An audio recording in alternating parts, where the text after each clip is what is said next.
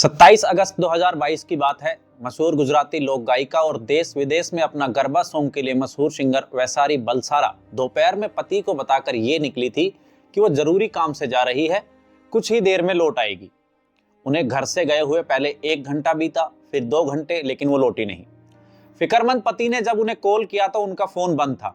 इससे पहले कभी ऐसा नहीं हुआ था कि वैशाली बताए गए समय पर लौटी ना हो या उनका नंबर बंद आया हो। हालात संदिग्ध लगने पर वैशाली के पति हितेश ने तुरंत नजदीकी पुलिस स्टेशन में अपनी पत्नी की गुमशुदगी की रिपोर्ट दर्ज करवाई। कुछ घंटों बाद वैशाली मिली जरूर, लेकिन उसकी सांसें थम चुकी थी। उनकी हत्या हुई थी और कातिल कोई और नहीं बल्कि उनका ही कोई अपना था। नमस्कार, मेरा नाम है कृष्णा अवतार दत्त और आप देख रहे हैं दैनिक रेडियो पर क्राइम रिपोर्ट्स।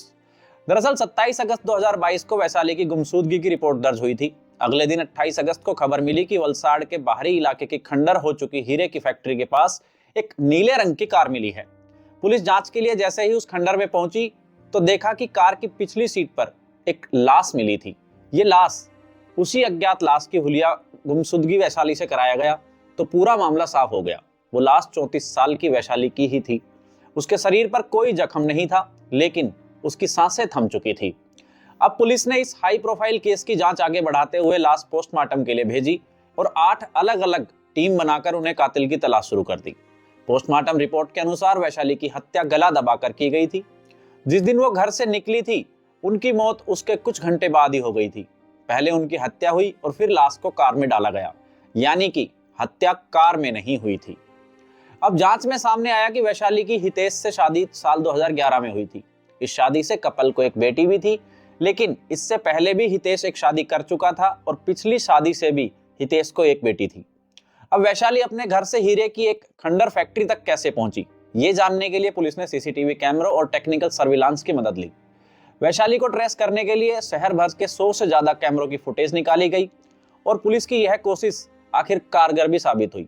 दरअसल एक फुटेज में वैशाली को उनकी करीबी दोस्त बबीता कौशिक के साथ देखा गया। जब बबीता से जुड़ी जानकारियां जुटाई गई तो उनकी मोबाइल लोकेशन उस नेटवर्क टावर के आसपास ही थी जहां वैशाली का शव मिला था। पुलिस को शक था कि हो ना हो बबीता इस केस के बारे में जरूर कुछ जानती है। पुलिस को उनसे पूछताछ करनी थी, लेकिन पता चला कि वो 8 महीने की गर्भवती है। मानवीय पहलुओं को मद्देनजर पुलिस उनसे पूछताछ करने के लिए हिचकिचा रही थी। उन्हें डर था कि कहीं सवाल जवाब के बीच उनकी तबीयत बिगड़ गई तो पुलिस की थू-थू हो जाएगी। लेकिन पुलिस के लिए पूछताछ करना बेहद जरूरी था। उसे वैशाली की दोस्त बबीता पर इस बात का पूरा शक था। अब आखिरकार बबीता से पूछताछ करने के लिए पुलिस ने एक्सपर्ट डॉक्टर्स की एक टीम तैयार की। पुलिस डॉक्टर्स के साथ बबीता के घर पहुंची। जब उन्हें बताया गया कि उनकी दोस्त वैशाली की हत्या हो गई है तो वो काफी घबरा गई। पहले तो बबीता ने इस बारे में बात करने से साफ इनकार कर दिया, लेकिन जब बाद में उन्हें तसल्ली दी गई कि डॉक्टर्स उनकी हेल्थ पर बारीकी से नजर रखेंगे तो वो राजी हो गई। पुलिस ने बबीता को वो सारे सबूत दिखाए जो ये साबित कर रहे थे कि आखिरी बार बबीता ने वैशाली से मुलाकात की थी। पूछताछ में बबीता ने ये तो कबूल किया कि वह उस रोज वैशाली से मिली थी, लेकिन उन्होंने यह भी कहा कि उस दिन वैशाली के साथ 2 लोग और भी थे जिनके चेहरे अभी तक बबीता को याद है। ये सुनकर पुलिस ने बबीता को कुछ संदिग्ध लोगों की तस्वीरें दिखाई। उन तस्वीरों में से एक तस्वीर की पहचान बबीता ने उस शख्स के रूप में की जो उस रोज वैशाली के साथ था। अब संदिग्ध की पहचान करने से बबीता पर पुलिस का शक और पुख्ता हो गया। दरअसल ये पुलिस की एक चाल थी। जिन संदिग्धों की तस्वीर बबीता को दिखाई गई थी वो असली नहीं थी। पुलिस ने बबीता के सामने ऐसे लोगों की तस्वीरें रखी थी जिनका कि इस केस से दूर दूर तक कोई लेना देना ही नहीं था। बबीता के झूठे बयान के बाद पुलिस ने उन्हें तुरंत गिरफ्तार कर लिया। इसके बाद महिला पुलिसकर्मियों ने जब बबीता से सख्ती से पूछताछ की तो उन्होंने पूरा जुर्म कबूल कर लिया। दरअसल ये कहानी थी 25 लाख रुपए की और दोस्ती की। करीब 2 साल पहले वैशाली की मुलाकात बबीता से हुई थी। समय के साथ दोनों में गहरी दोस्ती हो गई। जहां एक तरफ वैशाली अपने नेशनल और इंटरनेशनल शोज से मोटी कमाई कर रही थी, वहीं बबीता की आर्थिक स्थिति ठीक नहीं थी। एक बार बबीता को पैसों की जरूरत पड़ी तो उसने अपनी दोस्त वैशाली से मदद मांगी। बात लाखों की थी तो वैशाली ने उन्हें ब्याज पर पैसे उधार दे भी दिए थे। बबीता एक उधार चुका पाती उससे पहले ही दूसरा उधार ले लिया करती थी। समय के साथ उन पर यह कर्जा 25 लाख रुपए तक पहुंच गया था। हर महीने उन्हें ब्याज देना पड़ रहा था और उधारी बढ़ती जा रही थी। कुछ महीने पहले वैशाली भी लगातार उन पर पैसे लौटाने का दबाव बना रही थी।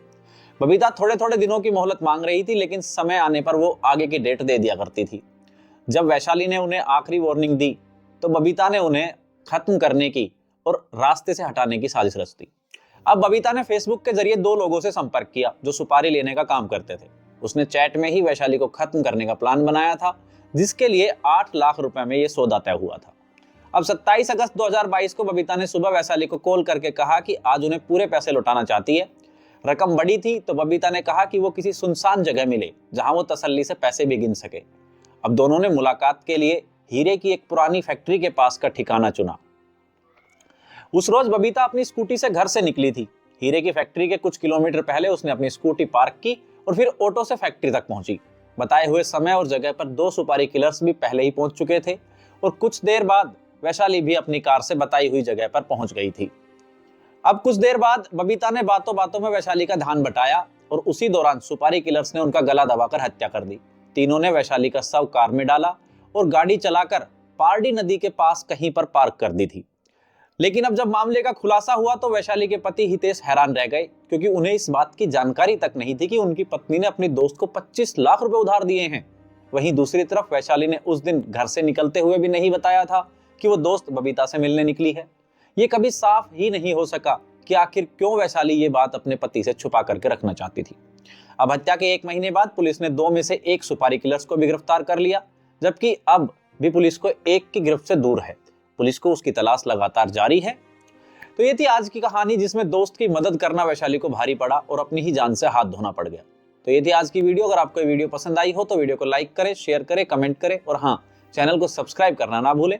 मिलते हैं अगली वीडियो में एक नई क्राइम स्टोरी के साथ। तब तक के लिए नमस्कार, धन्यवाद।